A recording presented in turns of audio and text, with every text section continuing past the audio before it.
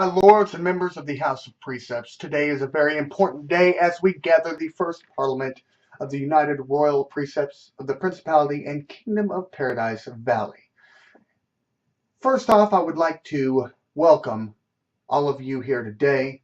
I would like to make my announcement of the head of my government to be the Most Honorable, the Lord Rusty Whitner, Marquis of Doss, and the Department of Defense, the Ministry of Defense, the Minister of Defense, has been named as the Most Honorable, the Lord Christian Launer, Marquis of Avalon.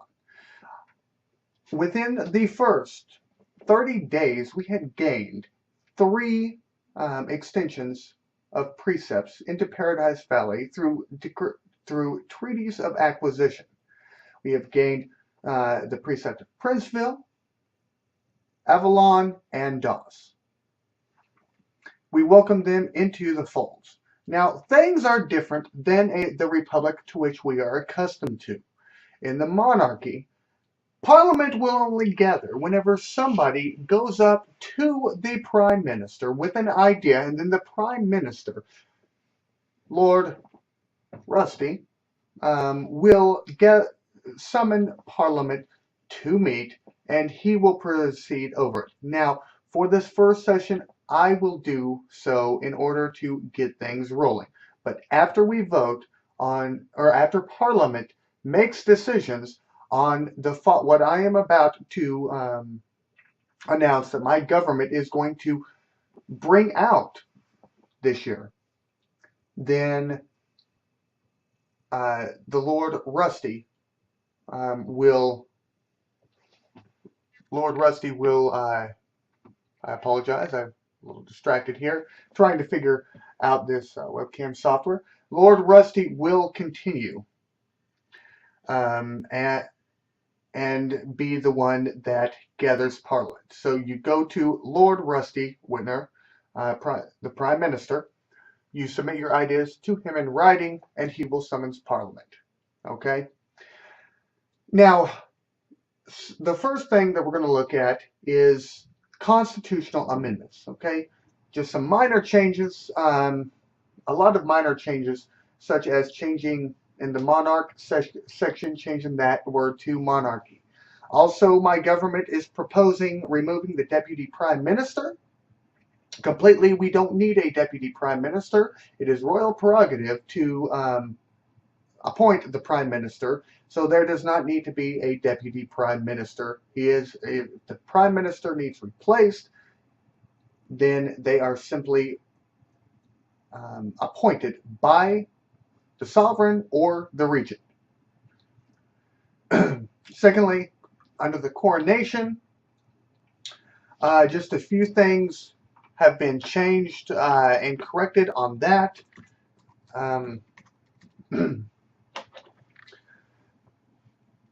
Just to update the current situation as to what we are planning to get for the royal regalia. Secondly, one major thing is the creation of His Majesty's Most Honorable Privy Council and the Ascension Council.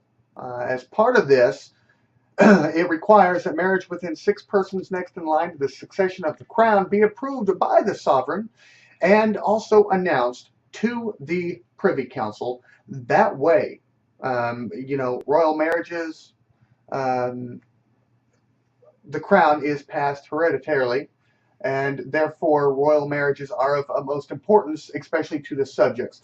So the way it's going to work is the Privy Council must approve engagements. Okay. Now the Privy Council is the head of advisors to the sovereign. All right. Normally, under the proposed changes, they just have to have a quorum of 3. There are 2 points in which the entire Privy Council must gather. The announcement of the engagement of the sovereign or someone in direct line to the crown within 6 persons. And here's how it works. Okay, if it's not the sovereign has to announce it to the Privy Council. They have to approve it. Okay, if they don't approve it, the sovereign can still marry, but those descendants are not counted by birth or adoption as heirs to the throne. Okay, from that marriage. Hopefully, most of the time, the Privy Council will accept the announcement of engagement and approve it, but that is done to protect the dignity of the throne and crown. Anyone who is within 6 persons next in line to the succession of the crown must get the sovereign's approval in order to marry. If that is not granted, they can still marry, but it is not recognized as legal in the democratic precepts of Paradise Valley. I'm sorry, the United Royal precepts of the Principality and Kingdom of Paradise Valley, and their descendants are not eligible for the crown. They are considered illegitimate. If the sovereign denies it, they can announce their intentions to the Privy Council 1 year before the marriage, and then the marriage would be legal upon the issuance of a license by the Privy Council. Or I'm sorry, the proposed amendments make the marriage legal unless either House of Parliament or both Houses of Parliament, we'd have to look at that, disprove of it. If they do, then the marriage is not considered legally valid, and their descendants are not considered eligible as heirs to the crown. It also redefines illegitimate. The current Constitution says illegitimate are children born outside of marriage. This redefines it to illegitimate children are those who are not claimed by the father. So legitimate children are within or without marriage, as long as the father claims them. That is the traditional method of the country of Wales, and I believe more fair, especially with our emphasis on freedom of religion. And then the other situation to which the Privy Council must meet in full is upon the demise of the crown through the death or abdication of the sovereign. At that point, the Privy Council then becomes the Ascension Council, and it is their job to declare or proclaim, make a proclamation declaring the next king according to the laws of succession that have been approved, and receive the oath from the next sovereign. Speaking of oaths, we have established oaths for Parliament. My government is proposing oaths for Parliament, oaths for the Privy Council, and also oaths of subjectship and a pledge of subjectship required of anyone desiring to be a pledge. Or we're not establishing a fraternity here. A subject. The important thing is it also states in there, I do know Duke, or the most noble His Grace, Jonathan Augustus, Duke of Outer Paradise Valley, will appreciate this. It does state that the sovereign can amend oaths when it comes to foreign members of the government who are serving in advisory positions. We have removed verbal abdications. That we are proposing removing those because we believe those could lead to he said, she said type situations, and an abdication under the new proposal would have to be done in writing.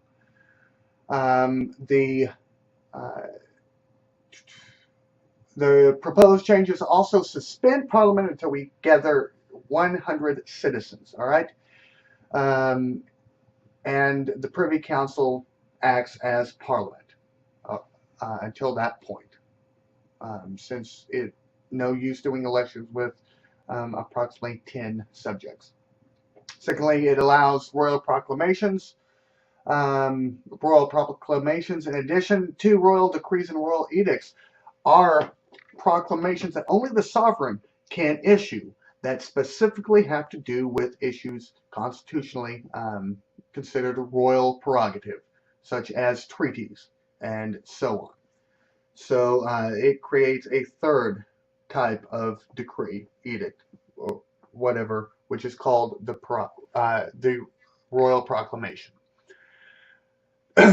So therefore, we look forward to working with you. We hope that you will quickly review these constitutional changes and vote on them. The way we're going to do this is your one vote will count as Privy Council vote, Parliament vote in your House of Parliament, as well as I'm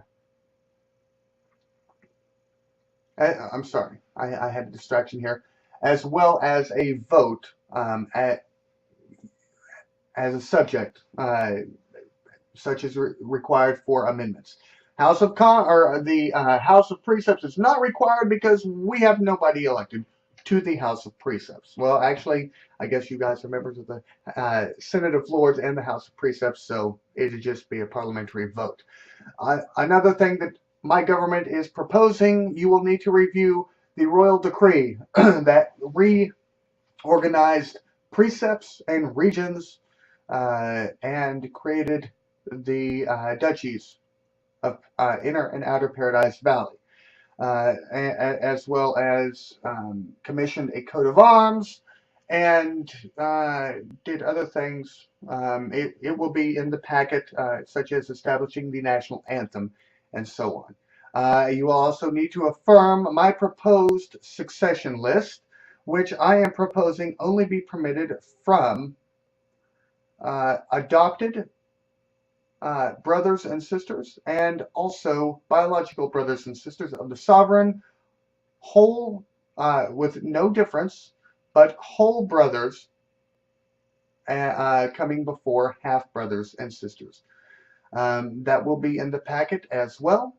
And then also, you will need to approve my government's decree, or my royal decree of the coat of arms. If you disprove it and outvote it, then all those actions will be declared null and void. An update on the coronation. The coronation, we are waiting on the royal regalia. We have between a 5 and 8 hour coronation, full of music from the traditional British coronations, full of pomp, circumstance, and fanfare. The most noble, His Grace Jonathan Augustus, Duke of Outer Paradise Valley, will be serving as the Archbishop for that. The sovereign will be anointed. He will. There will be gathering music. He will then enter the cathedral and then be anointed, or take an oath, be anointed, and then be crowned and ascend to the throne. Of course, the sovereign has powers regardless of whether he has been coronated or not, but we are waiting on the royal regalia. We're not sure if we're going to be able to get it all. If we are this fall, then it will most likely be in October, possibly November, possibly December. If we have to wait until the spring, it could be in February, March, or April, possibly in May. At the latest, I would expect that it be a year from now. That is traditional in several constitutional monarchies. But hopefully we can get it done sooner. It will just depend on how quickly we can gather the funds for the royal regalia. So I do want to thank you for your time and for gathering here today. Hopefully we can have a vote. I ask you to vote on these. Once again, of course, you must approve. The Constitution of 2014 states that Parliament must approve. Take an up or down vote on whether or not it can support the His Majesty's speech from the throne. However, and if they cannot, then it's automatically dissolved. New elections are held for a new government. The government's considered incapable. However, the issue is we have no House of Precepts at the current point because everybody is serving in the House of Lords. So, If you have a problem with it and you cannot support my government stance, then the way we will do this is it is your duty to speak up and state that you cannot support. Okay? If we have a majority of that, then it will come to a standstill. But by not acting, you will be voting in favor. Okay? And we will hopefully vote on all of these activities all wrapped up into one, and hopefully get them passed fairly quickly. And then if you have any further suggestions for laws, then you will need to get with the Most Honorable Lord Rusty Whitner, Marquis of Doss. And my lords and members of the House of Precepts, I pray that the blessing of Almighty God may rest upon your counsels.